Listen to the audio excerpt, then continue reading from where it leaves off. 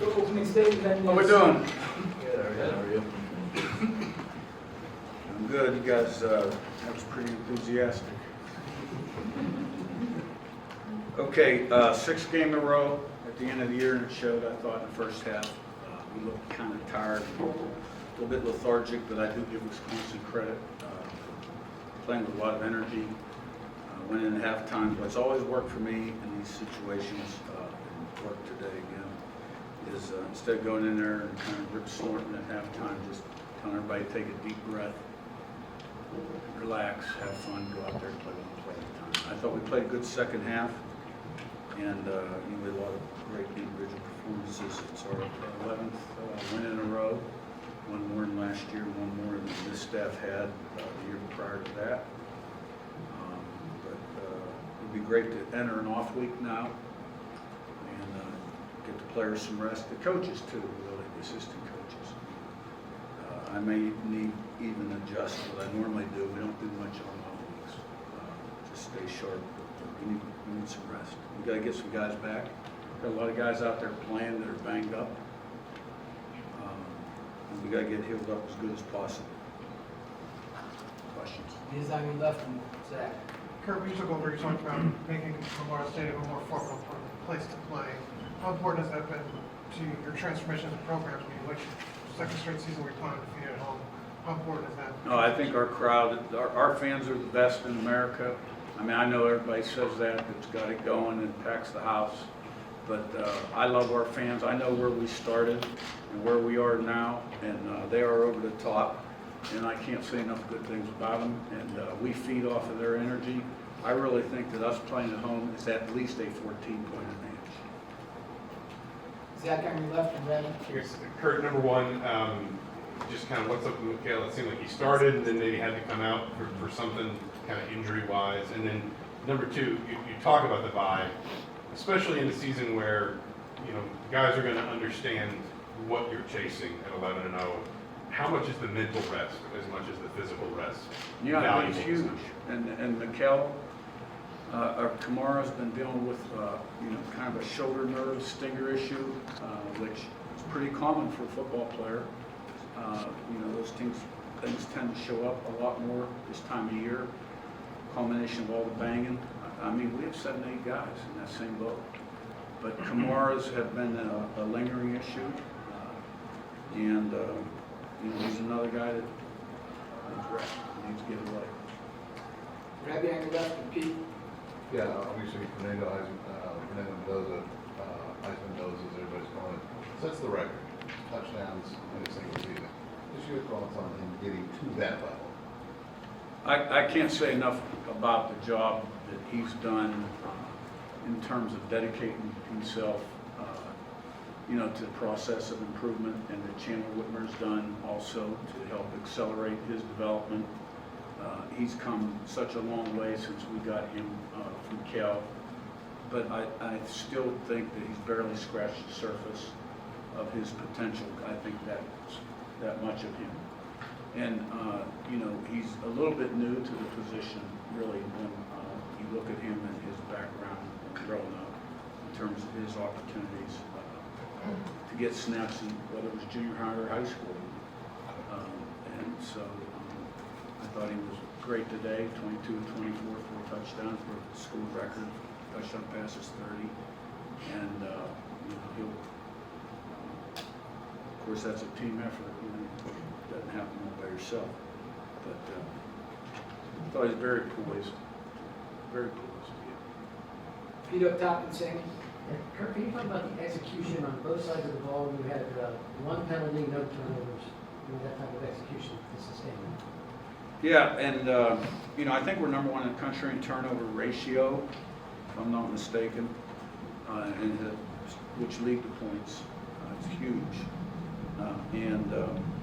Penalties to an absolute minimum. 130 is our goal on offense, defense, and special teams. Now, they only had one also. So, look at the tape, and you never know. We may have our hands outside every other play. But, we talk about that a lot. Before you win a game, you can't lose a game. How do you lose a game? You lose a game by turning the ball over, pre-snap penalties, undisciplined penalties, right? And like fourth down, for instance, today. You think I like punting the ball 4th and 1, 4th and 3, you know, in minus territory? I didn't like it at all. But, you know, the way that game was going today in the first half, the only way you lose that game is if you start to do things that are not good football decisions, and they backfire on you because they weren't going to score that many points. But I've been proud of our team all year long in terms of the discipline.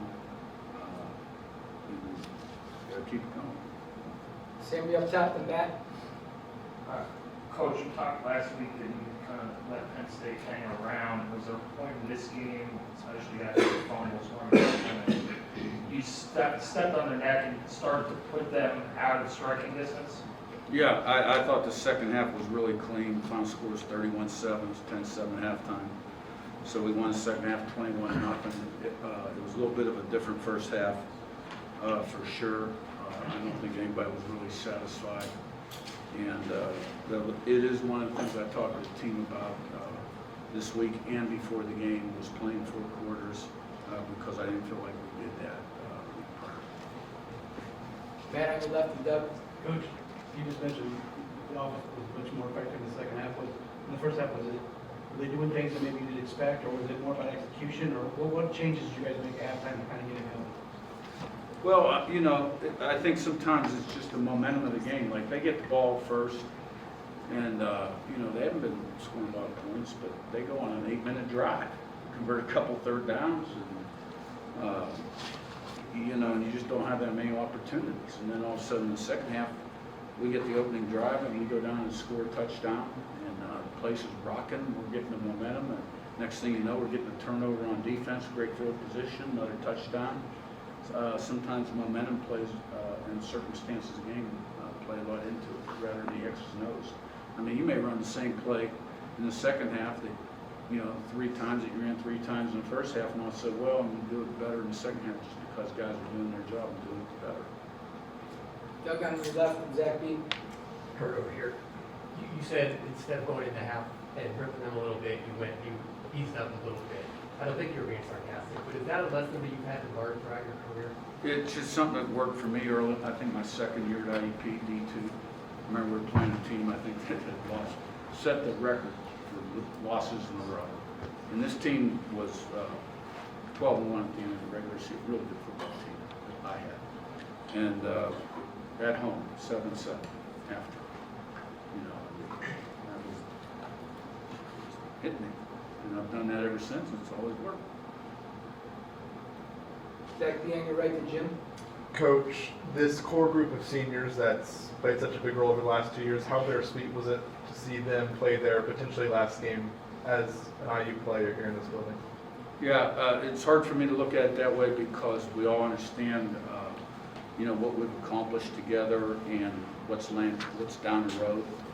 And we don't know for a fact that it is our last game here at home. We hope it is. It's kind of weird to say, I get it. So we'll see what happens. I mean, we've got a rival game coming up in 2 weeks, and then hopefully we'll see what happens after that. Jim on your left and over there. Curt, today when the Wisconsin player got hurt, was down for quite a while, you gathered your entire team around. What were you saying to the entire team? Yeah, that's another one that I've learned from through the years. Had a couple of those. And the great news is this particular individual has feelings in his extremities, right? They're going to continue the tests. I had a couple of football teams that had big leagues and were in that same situation. And after that, losing. And they happen later in the game too, late. You know, it's hard there because you're not trying to be callous, you're not separating the football from the human element. And we prayed. First thing we did was we took a knee and we prayed. And then, you know, kind of refocused everybody for the game. It's great to hear positive news up this point on that individual running back. Coach, you On your right, promised. last one. Coach, you promised a winning program, bigger picture here. You've turned this town from a basketball town into a football town. What does that mean to you and your players? Well, you know, I don't know if it's like a football town to, or a basketball town to a football town. You know, I don't know what it is, but like this staff, a lot of us have been together a long time, and, you know, we've got a pretty good track record, and we just came here and the same things kind of happened, even more so. I think it's got everybody's attention because it's a bigger stage. You know, I think I mentioned this last week, is when you look at my journey and all the things and the changes in college football, it all kind of came together. Like the transfer portal, you know, this doesn't happen 10 years ago. You know, the big reason this happens is because we're in free agency right now. And a big part of my training was not only coaching, but being a GM or recruiting coordinator, a evaluator. And so, you know, it's really hard for me to step back sometimes and think about what we've accomplished. But it takes people, the right coaches and the right players in the locker room, properly led, and to have a blueprint plan, standards, expectations, and just improve daily and create the right mindset. We've been fortunate to have great people, and you know, the head coach and the quarterback get too much credit, too much blame, but it's been fun, and let's have more fun. All right, thanks, Claire. Wait.